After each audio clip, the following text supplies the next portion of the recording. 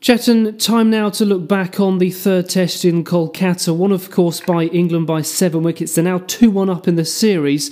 You were there at Eden Gardens. Just give us your overall summary of what you saw over those 5 days. Well, John, no one saw this coming. 2-1 series lead with just 3 matches played and 1 match to go. No one saw this coming. If you would have asked me or yourself or probably even any other fan a month before the series, the way England played Indian spinners in the T20 World Cup, it just wasn't going to happen. But now it has happened. It's 2-1 now to the English, and you have to say well played, very well played, in fact. And somewhere down the line, you have to consider that probably India don't want to win as much, or probably they have been complacent after the Ahmedabad test when they realized that it's easy to have this English batting collapse against spin. Yes, there have been demands about pitches, and there's been a lot of controversy happening. But these factors only matter when the team is performing well. At the moment, the Indian team is not performing well enough, and the simple fact is that the other team, the opposition, that's the English team, which was supposed to struggle on these pitches, they have been winning matches on these pitches. So once again, if you just sum up this third test match at Eden Gardens, England played out of their skins on a pitch that was really not conducive to their abilities. India, in fact, should have done better, a lot better. The match was probably not lost after the first day when they were out for 316. It wasn't still lost after England had scored 523. There were 2 days to bat. The pitch was not really doing quite a lot. The problem with the batting order is that there are very few batsmen who are in form, and the rest don't want to show the patience to grind the bowling out. Virendra Sehwag is somebody who doesn't show that patience, which is fine, 1 player out of 11. But then you have Virat Kohli and Yuvraj Singh. Virat Kohli, the English bowlers have had so many plans for him. They just cut out his scoring, and he's not been able to counter them now for 6 innings. Now that is hurting the Indian middle order. Yuvraj Singh his form has again dipped after that half century on his test return. Sachin Tendulkar is neither here nor there, which is hurting the team as well. Gautam Gambhir is caught in his own web, and the one failure for Cheteshwar Pujara has been so costly for the Indian team. But again, it's something you cannot blame on him, because he cannot win every match for you, can he now? He's just new in the team. He's just come on the team, still finding his feet. MS Dhoni's form, obviously, a lot of talk has been about his captaincy, his form both in front and behind the stumps. The simple fact is that the Indian batting was outplayed. James Anderson, Steve Finn and Monty Panesar bowled absolutely brilliantly on a first-day pitch, especially James Anderson, to get those 3 vital wickets on the first morning using reverse swing. And when you see Zahir Khan, who's actually somebody he's learned it from, that's what he said in the press conference, that Anderson looked at Zahir on the last tour in 2008 and tried to develop his reverse swing from there.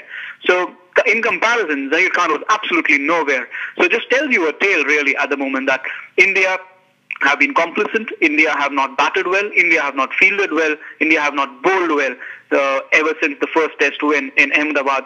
And on the other hand, we have England, who have made all their preparations, who have prepared very well. Their work ethic is very strong. The biggest factor here is that they want to do well, they want to win, and that's just coming through. And as I said before when I started that, it's really surprising scoreline, but full credit to England.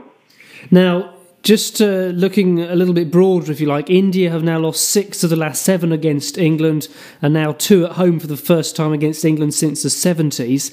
Is this now developing into something of a crisis for Indian cricket, or are using words like crisis a little bit of an overreaction? No, John, it's not an overreaction. I think it's an absolute critical time for Indian cricket. There's a transition phase that is going on for Indian cricket at the moment, and it's all going wrong. This is not how transitions are supposed to be. If this was a transition for a Zimbabwean team or a Pakistan team, perhaps even a Sri Lankan team, you would understand. The West Indies are still in transition. It's been 2 decades now, but this is a powerhouse of cricket. This is the world's richest board. They can have a look at their domestic structure, the way cricket is run, the way Test cricket is run. They can have a look at so many players at the same time. They can send different teams to different parts of the world to help them get experience in different conditions, get them fully trained in academies or with proper coaches. they can do so much at the grassroots level, but simply enough is not being done here in this country at the moment. So as you said, yes, this is absolutely a critical moment. It's a matter of crisis. Now, when you look at this test team, when you look at somebody like Virat Kohli, who's not been able to work out what the opposition has planned for himself, now that is a matter of great worry. He can be all aggressive on the field. He can be all just in your face all the time from the opposition. And, that is something that stands out for Virat Kohli. It works for him, this aggressive approach. It comes out in his batting in the limited over format, be it T20 cricket, be it ODI cricket, and he's been scoring runs. But Test cricket is not about such aggression. Sometimes, when the opposition is on top, you just have to settle down, score runs. I'm not blaming the entire failure on just Virat Kohli, but I'm just trying to explain what is missing from this Indian team. The patience, they're lacking in character to just bat this phase out. Somebody like Gautam Gambhir, he's also looking for boundaries so quickly in his innings, trying to replicate what Virendra Sehwag does. So it's all just falling apart at the moment. Sachin Tendulkar is really struggling. He did score 76 runs, but it was also a struggle for him to score that half century. So he's neither here nor there, not really helping the team. I'm not saying he should retire. The decision, he's earned my respect to take a decision when he does. But then again, in that light, the responsibility again falls on players like Gambhir, Virat Kohli, Yuvraj Singh, who are there to make a difference, and they're simply not doing that.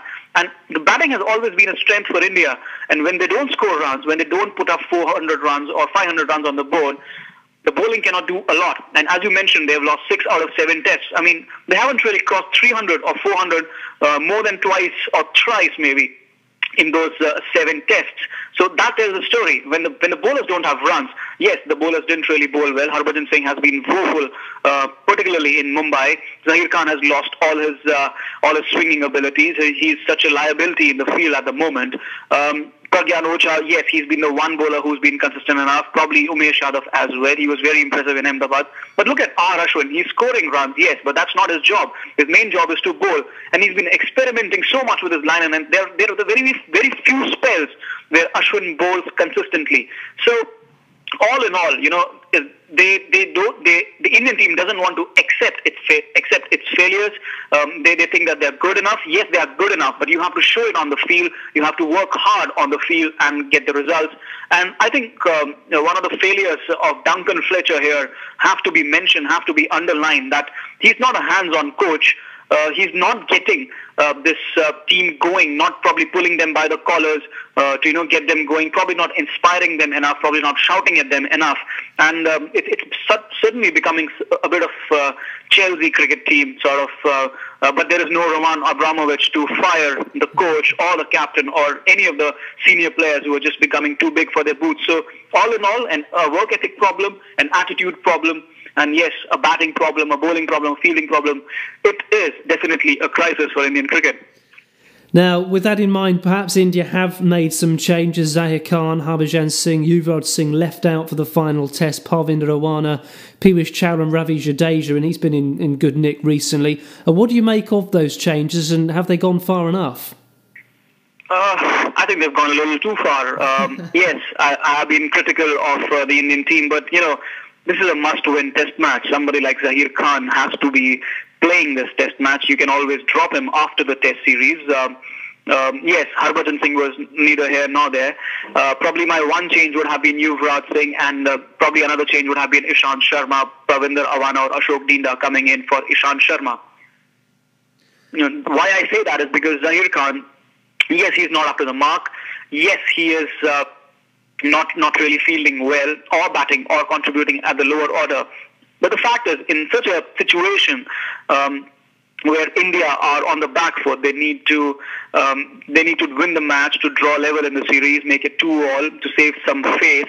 Zahir Khan is an experienced campaigner, so probably he'll be, experience has its value, especially when the pitch doesn't help young fast bowlers. Ishant Sharma has not been that impressive, but the fact is now that with Ishant in the squad and Zahir Khan not in the squad, Parvinder Awana, who has who has been in terrific nick for Delhi in the Ranji Trophy, he will not get a chance because, again, as I said, the experience part will matter because MS Dhoni pointed it out in the press conference. So the bowling attack will probably be Ishant Sharma and Ashok Binda, which is, given Ishant Sharma's performance in Kolkata, which was not really very good. So I'm not in agreement with the change of bringing Zaheer Khan in. Probably they could have waited for the end of the Test series and then probably use the axe. But here the selectors are sending out a message probably to the batsmen, and they've also dropped Yuvraj Singh, who's come back from his cancer and played for India in all formats.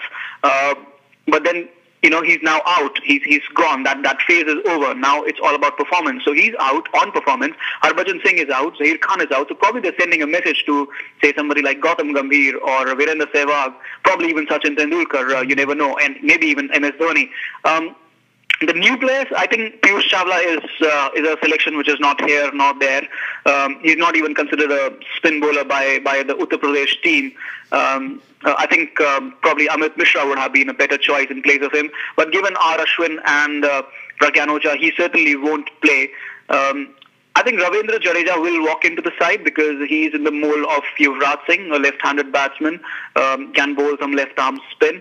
So probably he'll play at number 6. Especially if the pitch the Nagpur pitch supports a little more spin, he'll be at number 6. I personally would have wanted Manoj Tiwari, but now he's out injured.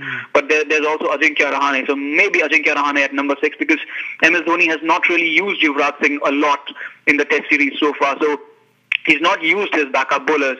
So maybe Ravindra Jadeja wouldn't be that useful. As we saw, Harbhajan Singh wasn't really, as a third spinner, wasn't really that useful in Mumbai. But again, it's about taking wickets. 20 wickets India need at Nagpur, so maybe they'll go in with these 4.5 bowlers.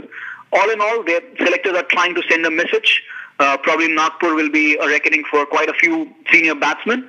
The message needed to be sent, but probably after the series, not before it. I don't agree with Zaheer Khan's axing, but I think the rest are called for. And finally, Chetan, for you, what sort of pitch might we expect in Nagpur? And if it's a different question, what sort of pitch would India want to be prepared, as they obviously need a result to try and salvage a series draw?